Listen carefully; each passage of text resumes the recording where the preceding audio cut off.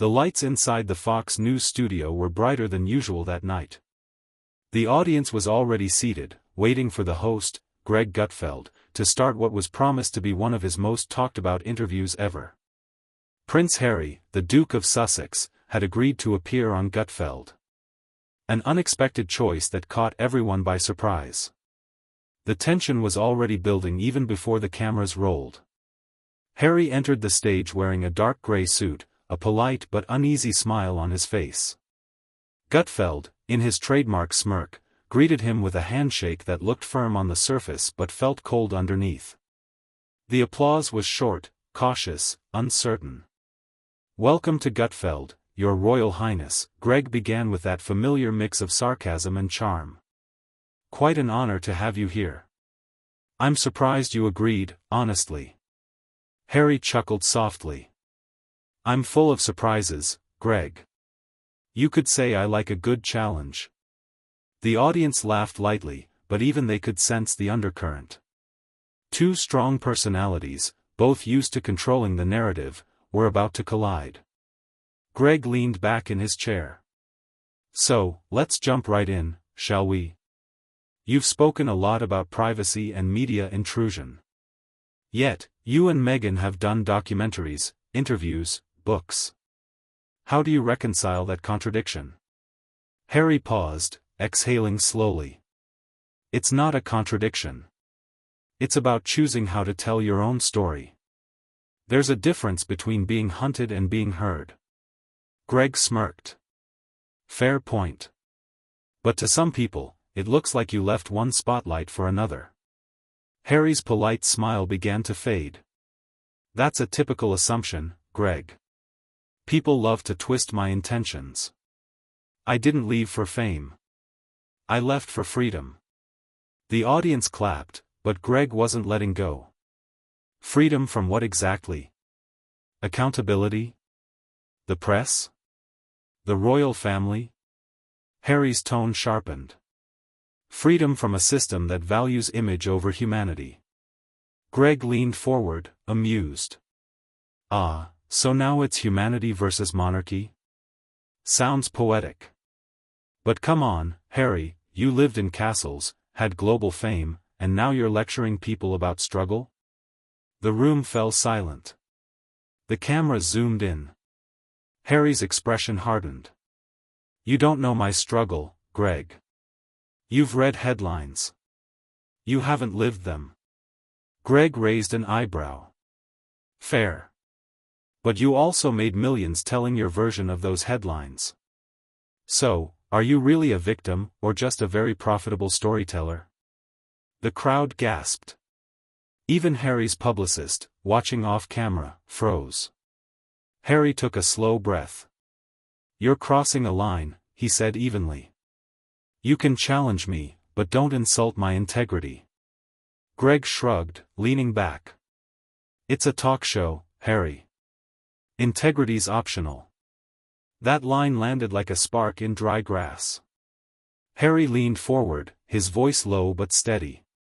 "This might be entertainment for you, but it's my life. And if your idea of journalism is mockery, then you've already lost credibility." The audience murmured. Gutfeld smiled, half smirking. "Credibility? On Fox? You must be new here." A wave of laughter rolled through the crowd. Harry didn't join in. His jaw tightened, his hands subtly clenching. "Let's talk about something else," Harry said, his tone clipped. "I didn't come here to be mocked." Greg, sensing the tension, smiled wider. "But that's kind of what we do here, Harry. We mock everyone, left, right, royal or not." Harry's composure cracked slightly. "Then maybe that's why real conversations don't happen anymore. Because too many people mistake cruelty for humor." The crowd grew quiet. Gutfeld raised his hands theatrically. "Hey, I'm just the clown with a camera. You're the prince with a platform. Who really holds the power here?" Harry's reply was instant. "The truth does. And I doubt you care much about that." The temperature in the studio seemed to drop. Producers exchanged anxious glances. This wasn't how the interview was supposed to go. Greg leaned in, smirk fading. You came here knowing what kind of show this is. Don't act shocked now. Harry looked at him directly. No, I came here thinking we could have a real discussion. But I can see you're not interested in that. Greg chuckled dryly. Real discussion? On a comedy show? You really did grow up in a castle. The laughter this time was uncomfortable, forced, nervous. Even Greg realized he might have gone too far. But Harry had already had enough. He unhooked his mic, placed it neatly on the table, and stood up. The entire room went silent. I think we're done, he said calmly. Greg blinked, half smiling. You're walking out? That's a royal exit if I've ever seen one. Harry looked at him one last time. You wanted a headline, Greg. Congratulations. You just got one. He turned and began walking toward the backstage exit. Cameras followed, catching the stunned faces of the audience and crew. Greg sat frozen for a moment before muttering, "Guess I hit a nerve." The audience didn't laugh this time. Seconds later, the director cut to a commercial break. But the damage was done, the moment was already viral. Backstage, chaos erupted.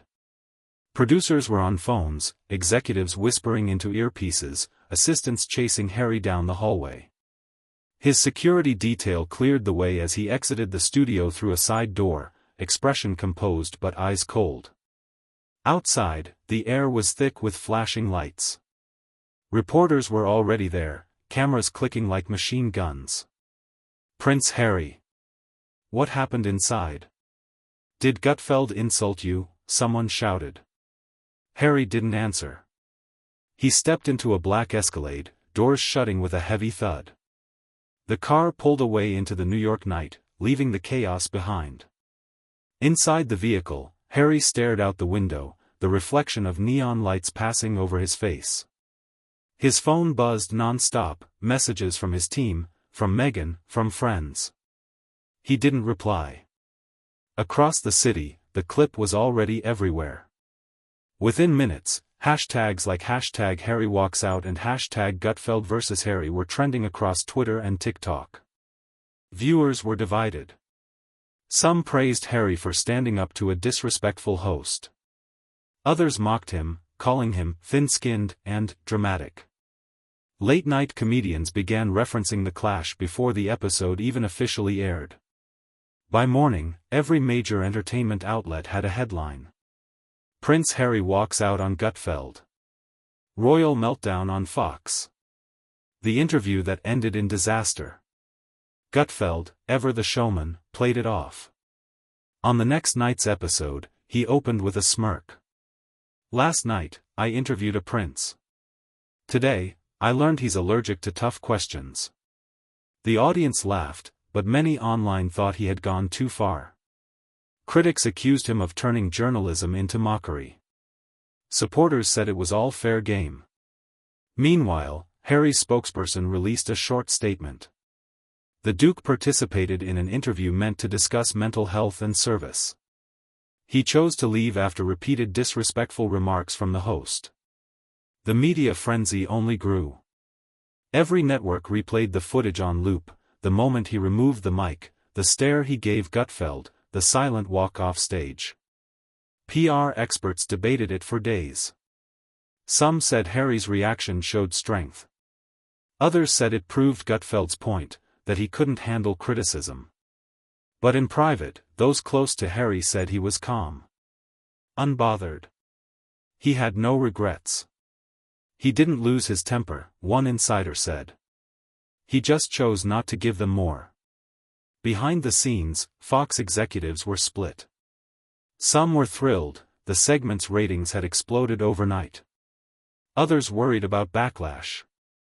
But Greg Gutfeld, always unapologetic, doubled down. It's comedy, he said on air. If you can't laugh at yourself, don't come on my show. And yet, behind that smirk, even he knew something was different this time. He'd gotten under Harry's